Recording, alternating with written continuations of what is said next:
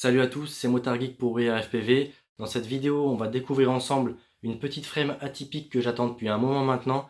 Elle a mis du temps à être expédiée, elle a fait un petit séjour à la douane, dont les taxes additionnées aux frais de port m'ont coûté plus cher que le châssis en lui-même. Il s'agit du TBS Oblivion.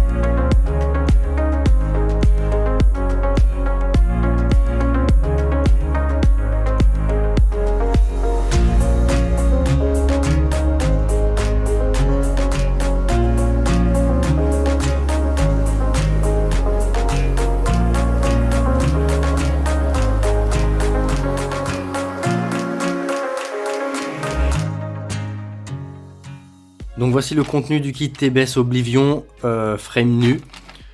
Ça et ça, ce sont deux options sur lesquelles on reviendra après.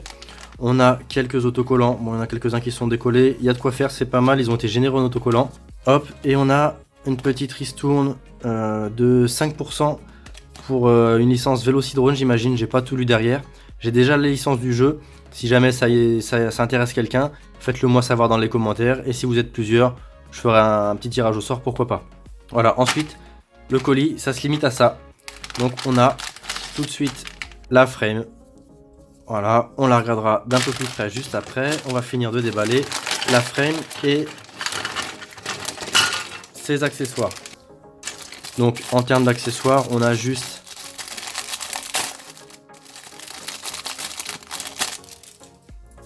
un strap à lipo sans boucle. J'imagine que ça se monte comme ça sur l'Oblivion. Voilà, on a la canopie. Donc c'est un mélange de plastique et je ne sais trop quoi. C'est de l'injecté moulé. C'est pas de l'impression 3D FDM en tout cas. C'est souple, mais ça n'a pas l'air spécialement cassant. À voir dans le temps si c'est solide ou pas. Là, on a les 4 fixations pour venir se mettre sur la frame. On verra après pour le montage à blanc. Protection de lipo avec intégré là, là, là et là 4 petits blocs en mousse pour éviter d'abîmer la lipo justement. Ensuite, on a ce qu'ils appellent un bloc moteur. On verra à quoi ça sert juste après. Deux supports pour la caméra FPV. Je ne sais pas si on peut le lire.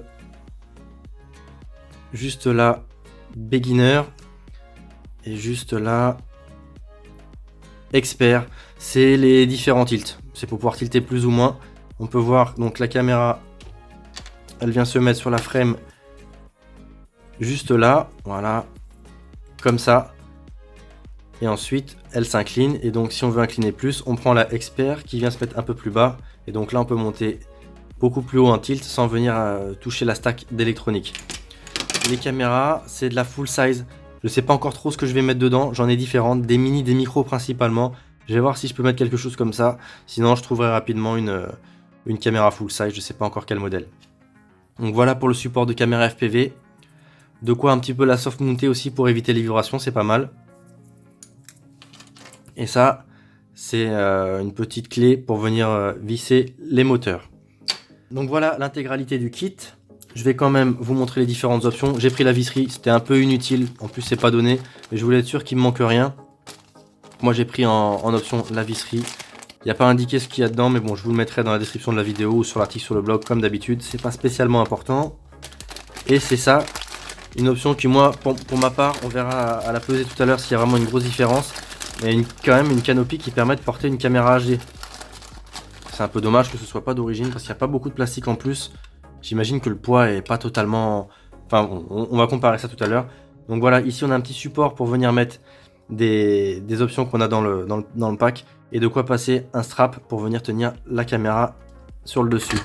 Et donc la caméra, on peut retrouver le petit T ici, qui vient donc se mettre là. Hop, voilà, c'est pile poil à la taille de la canopie. C'est souple, c'est pas du TPU, c'est encore plus souple je dirais que du TPU, c'est pas mal, ça doit amortir les vibrations. Ça c'est la version donc GoPro Hero j'imagine. Et là, la version GoPro Session. Donc voilà, on a ces deux petits accessoires là. Ensuite on a encore un strap.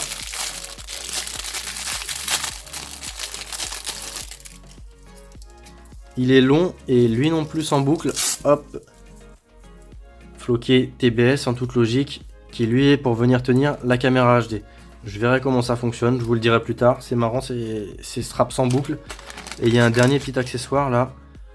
On dirait que c'est pour y faire passer un strap aussi, quoique c'est pas très large comme trou. Je sais pas à quoi ça sert, il n'y a pas de documentation sur le site de TBS, c'est pas hyper bien foutu, on n'a pas de livret, donc on a tout ça et faut se débrouiller avec. Donc la frame en elle-même, bon ça a l'air assez solide, hein, mais ouais, ça se voit tout de suite quand même que tout ça c'est souple. Ça se tord un peu dans tous les sens. Moi j'ai prévu des 23,07 dessus, j'espère surtout qu'ils vont tenir dans les emplacements prévus à cet effet, on regardera ça aussi. Mais bon, a priori c'est quand même costaud.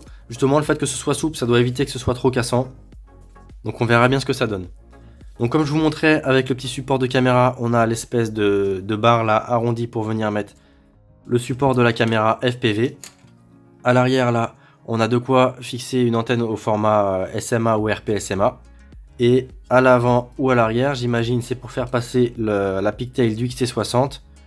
Et le strap à lipo, je sais pas trop comment on le passe. Et il me manque quelque chose dans le kit. Ah oui, c'était tombé. Je le vois tout de suite. En voyant en dessous, on a quand même de quoi venir mettre un petit lipopad qui n'est pas collant, qui vient juste amortir. Donc je regarderai sur les vidéos et les différents montages qui ont déjà été postés sur internet parce que je sais pas du tout comment on met le strap à lipo. J'imagine quand même comme là c'est creusé, qui vient passer comme ça. Faut que l'électronique soit assez haute. Donc petit détail là, on retrouve le logo TBS. Les passages pour les fils des moteurs. Donc là, ESC 4 en 1, ESC séparé là-dessus, il faut oublier, c'est vraiment pas fait pour. Les moteurs, on peut voir que c'est pas lisse au fond. Donc je sais pas à quoi servent les petites encoches, sûrement pour pas que les moteurs ripent. J'espère que c'est compatible avec tout type de moteur. En tout cas, on peut voir que c'est pas comme ce que je pensais. Il me semblait que j'avais dit ça d'ailleurs dans l'article de présentation du 16x16. C'est l'ancien format avec des trous plus éloignés ici qu'ici. Donc moi qui ai prévu d'Hyperlight 2307 2700 kV, les Team Edition, je vais pouvoir mettre que deux vis, les vis espacées de 16 par 16 mm. À condition que les moteurs ne soient pas trop gros pour rentrer ici, parce que c'est prévu pour des 22,06 je crois de mémoire. Donc avant d'attaquer un montage à blanc, je crois qu'il n'y a rien de spécial en plus à ajouter sur la frame, on va passer tout ça quand même à la balance. Donc la frame toute seule sans aucun accessoire, elle pèse déjà 88 grammes. Si on lui rajoute sa canopie Race, ouais, on passe direct à 110 grammes. Ouais, c'est quand même super lourd tout ça. Je m'attendais à ce que ce soit plus léger, hein. Je vous avouerai là que je suis surpris. Pour peu qu'on rajoute le support de caméra FPV, 3 grammes, donc ça fait 114. La protection de l'hypo, 128. Là on est parti sur un quad qui va être lourd, surtout si on est sur des moteurs, des gros moteurs. Hop. Et si on passe avec la canopie HD, 132, donc a priori les deux canopies pèsent le même poids. Et si on rajoute un petit support comme ça, 136 grammes. Bon, c'est pas hyper lourd si on compare au quad de Rooster, Reverb et même les dernières pirates. Mais on est quand même loin de ce qu'on peut retrouver chez Hyperlight avec le Flowride et Flowstyle. Et juste comme ça, donc pour vérifier si ça servait bien à quelque chose, qui nous mette pas la canopie HD. La canopie HD, on est à 23 grammes. Alors que la canopie Race, on est à 20 grammes. Il y a 3 grammes d'écart. Je pense pas que ça valait le coup pour nous de faire cette économie là, mais pour eux, ils nous vendent un accessoire dont j'ai plus les prix. J'ai plus aucun prix en tête, je vous mettrai tout ça dans la description. Le fait est que j'ai acheté ça directement chez TBS et que je me suis fait allumer sur les frais de port et la douane, et en plus c'était long à livrer. Donc je vous l'ai pas dit, mais il s'agit d'un trou X, même si ça se voit très bien à l'œil nu. C'est un trou X, on peut le comparer juste comme ça pour le fun à la Sloop V2 en trou X justement. Donc on peut voir que l'anthrax intermoteur est plus grande sur la Sloop. J'ai plus les chiffres en tête sur le TBS. On peut jeter un œil rapidement. On est sur du 200. C'est pas gros comme quad, hein, 200 mm. En même temps, c'est un pod. D'ailleurs, habituellement, les pods, c'est pas ce qui me plaît le plus. La lipo en dessous, encore moins. Le tout empilé. Mais les châssis exotiques, ça m'attire toujours. C'est un peu comme le Nimbus qui, pour le coup, lui aussi était tout petit et a terminé en objet de déco sur mon atelier. On verra ce que ça donne pour cette frame. En tout cas, je compte bien la mettre à l'épreuve des chocs, qu'elle est annoncée presque incassable. Donc on peut faire rapidement un petit montage à blanc. J'ai prévu une stack. On va voir si elle rentre avec la canopie. Donc la stack, juste en dessous là, on a des ESC 4 en 1 6S de chez Acon, les AK32. Au-dessus, on retrouve, vous pouvez la reconnaître sûrement à sa couleur, la Helio Spring de chez Helio ARC. Et au dernier étage, on a un émetteur AKK que je devrais vous présenter rapidement, le FX2 Ultimate, donc qui est censé émettre jusqu'à 1200 mW. Donc c'est pas mal pour le long range. Cette bécane là est vendue pour du long range, comme pour de la race, comme pour du freestyle. Elle est censée être polyvalente et ils annoncent d'ailleurs des temps de vol un peu exagérés. Donc la stack, si on vient la mettre, donc la lipo à l'arrière, hop. Ok, donc là comme ça, déjà ça rentre pas, ça se plie pas assez. Il va falloir faire une petite bidouille. Pour le montage, on va poser ça comme ça. Hop. Ça va pas être hyper pratique, je sais pas trop comment je vais m'y prendre. Le fait est qu'il va falloir trouver une solution quand même. En faisant partir. Ça c'est le problème des... c'est pas moi qui ai installé la XT60, la Pictail XT60 sur les AKK. C'est livré avec. Et c'est pas génial pour le coup là. Hop. Bon, on va faire quelque chose comme ça. Il faut que je trouve une vis pour fixer la stack. Hop. À mon avis, en fait, je me prends un peu la tête. J'aurais plus d'intérêt à faire quelque chose. Ouais, mais comme ça, les essais, c'est pas bon. Donc, pour le test, je vais mettre ça là. Hop, on va pas s'embêter. Le principal, c'est de voir si cette petite tower là, si ça tient sous la canopie. Sachant qu'il me restera à caler un buzzer et un RXSR. Mais bon, le RXSR, c'est pas ce qui prend le plus de place. Donc voilà, avec la petite tour d'électronique, ça me paraît très haut, même plus haut que la stack TBS qui est fournie dans le BNF. J'ai pas pris le BNF à vrai dire, parce que je trouve que ce qu'il y a dedans dans leur stack, dont j'ai oublié le nom, c'est relativement obsolète. J'ai préféré partir sur du matos un peu plus récent. Et donc si on veut y mettre la canopie, attention, roulement de tambour, hop. En plus elle n'est pas transparente, on sait pas si on force, on sait pas ce qui se passe. En tout cas c'est pas mal, ça a l'air de rentrer sans souci. J'arrive pas du tout à me rendre compte. On voit un petit peu quand même là qu'on est très très haut dans la canopie. D'ailleurs j'arrive pas spécialement... Eh non, je sais pas si c'est que c'est pas bien aligné. Non, j'ai l'impression qu'il y a quelque chose qui coince. Ah non, c'était la canopie elle-même. Là il y a des petits taquets qui bloquaient. J'ai l'impression que ça coince. Il va falloir peut-être que j'essaye de trouver des entretoises un peu plus petites. Parce que là, clairement, il y a masse de place. Je voulais pas trop tout coller. D'autant plus que la LURC, là, on peut voir le petit composant là, juste là. Il est réputé pour être très sensible aux perturbations. Donc, il faut l'éloigner de l'électronique. Donc, c'est pas pratique ça. Bref, il va falloir que je réduise la stack. Que je trouve de la place pour le RXSR. Tout ça, c'est pas gagné. Pour faire un montage, ça n'a pas l'air si simple que ça. Je vous prendrai des photos, peut-être des vidéos quand je l'aurai monté. Dans tout cas de figure, je relayerai tout ça sur le forum comme d'habitude. Je vais créer un topic dédié. Ah oui, là je me plains quand même. Il faut noter que j'avais mis les grosses entretoises soft mount en dessous là.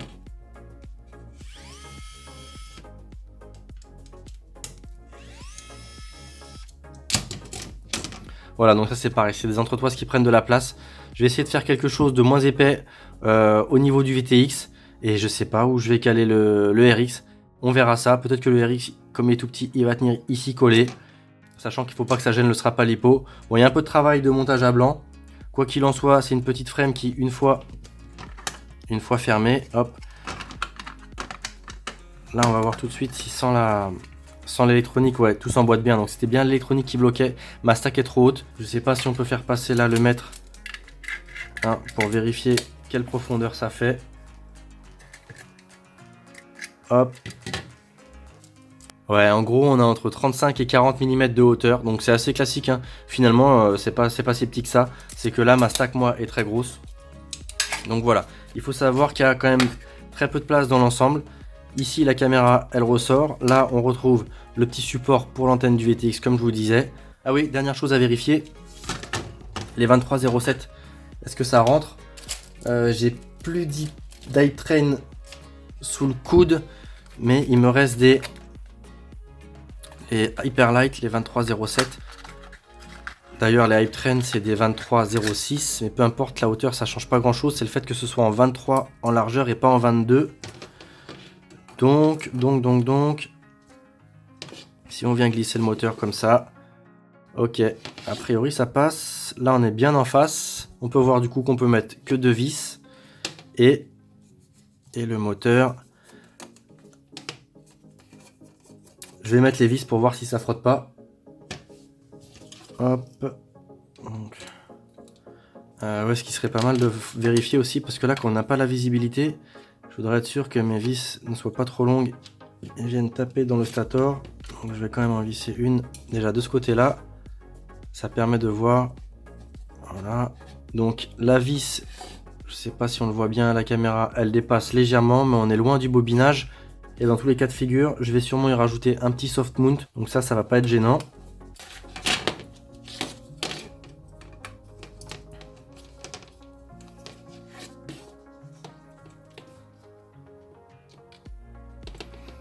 Et de une. Et de 2, et le moteur ne frotte pas. Donc ça c'est parfait, il n'y a pas besoin de poncer l'emplacement. Voilà, ça tourne tout seul, c'est nickel. Donc je vais pouvoir mettre mes gros moteurs, ma petite stack d'électronique, et je vous ferai un retour sur tout ça en vol le plus rapidement possible. Sur ce, je vous dis à bientôt, c'était Motard Geek pour We Are FPV.